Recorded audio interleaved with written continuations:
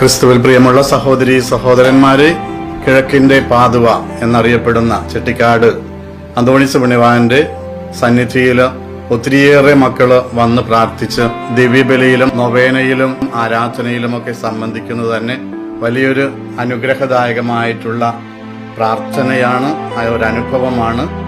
അതുപോലെ പുണ്യവാന്റെ പേരിൽ പ്രത്യേകമായിട്ടുള്ള നേർച്ചകൾ ഇവിടെ നിറവേറ്റാൻ ഒത്തിരി മക്കൾ വരുന്നുണ്ട്.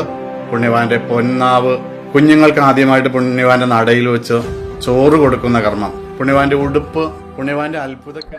നാളെ 14-ാം തീയതി ചൊവ്വാഴ്ചയാണ് ആഘോഷമായിട്ടുള്ള ഒത്തുപെരുന്നാള്.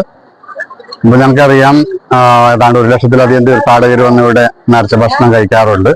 അതിനുവേണ്ടിയിട്ടുള്ള ഒരുക്കങ്ങളാണ് നിങ്ങളിപ്പോ ഇവിടെ ബാക്ക്ഗ്രൗണ്ടിലൊക്കെ കണ്ടുകൊണ്ടിരിക്കുന്നത്. പാവറട്ടി വിജയന്റെ നേതൃത്വത്തിലുള്ള ഏതാണ്ട് 120ഓളം വരുന്ന ഒരു സംഘം ഇവിടെ വന്ന്